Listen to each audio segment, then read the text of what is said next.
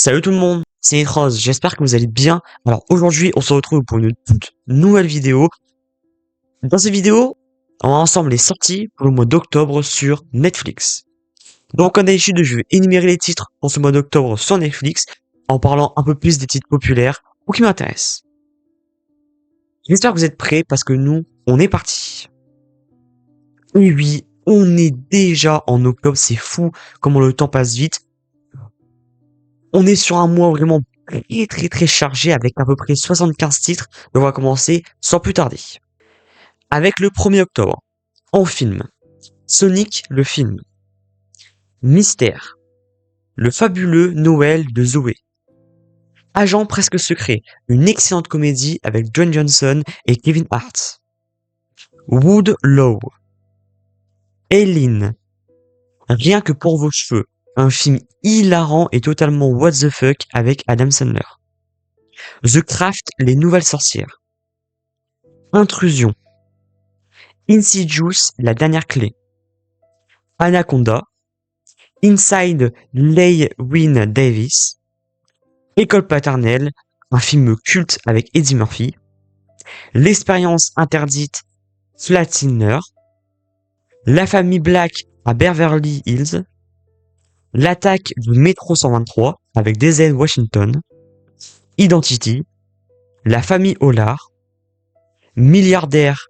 malgré lui avec Nicolas Cage, L'affaire Roman J, un autre film avec le grand Denzel Washington. On continue avec Super Blonde, Agent Ellie The Movies et Agent Ellie The Movies 2. En série, Zoé et son incroyable playlist saison 1 et 2 et Home Economics saison 1, 3. Donc on a enfin terminé avec le 1er octobre, maintenant passons au 2 octobre, ça va aller un peu plus vite. Avec un seul titre en série, The Game You Never Play Alone. Après être devenue la cible d'attaques brutales en ligne et dans la vie réelle, une développeuse de jeux vidéo ambitieuse se rebelle contre des préjugés misogynes. Le 3 octobre, en film Goodbye Farewell, Sacrée sorcière, Delirium, Le parc des merveilles et Steve, donc le nouveau film original Netflix avec Cillian Murphy ou Cillian Murphy, je sais pas trop, je sais pas comment on dit. 24 heures dans la vie de Steve, un directeur d'une école qui lutte pour garder ses élèves dans le droit chemin. En série, Veto Devil, Monstre l'histoire d'Ed Gein. Alors je sais pas si on dit Ed Gein ou Ed Gein, alors je sais pas, vous me direz dans les commentaires. Après Jeffrey Dahmer, alors après qu'on ait eu Jeffrey Dahmer qui a fait un carton, tout comme Lil et Eric Menendez, Manon maintenant place à l'histoire d'Ed Gein ou Ed Gein. Par contre, ce n'est pas mon délire. Policière.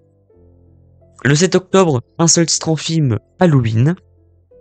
Le 8 octobre, en film Caramello. Et en série, Néron. Le 9 octobre, en film Dan Dam Melan Kellam. Et en série, The Resurrected et Boots. Le 10 octobre, en film US Marshals. Moi, moche et méchant 4, donc le dernier sorti récemment au cinéma. Comme des bêtes 1 et 2, Let's Dance, La disparue de la cabine 10 et Propre. En série, Kuruk Kshetra, la guerre du Mahabharata et l'héritière et l'ambition. On continue avec le 11 octobre en série Typhoon Family. Le 14 octobre en film Everybody Loves Me When I'm Dead. Et en série, Sleeping Cell, Death Watch. Dans les années 2020, Sam Fisher, vieillissant, est confronté à une guerre hybride en Europe sur fond du COP 31. On arrive à la moitié du mois avec le 15 octobre en film Fanny. Ensuite, on a une tripotée de films Marcel Pagnol, dont La fille du Pussatier, Le Spoons, Topaz, César, Angel, Marius et La femme du boulanger. Furiosa 2, et en série, personne nous a vu partir.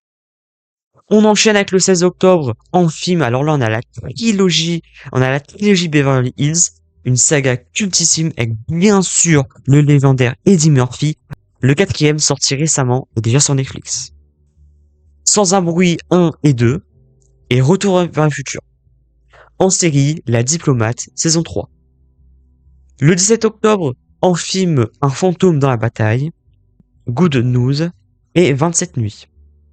Le 18 octobre, en film À bras ouverts, The Worst of Becky et Roméo puis Juliette, un film culte avec DiCaprio et Kate Winslet.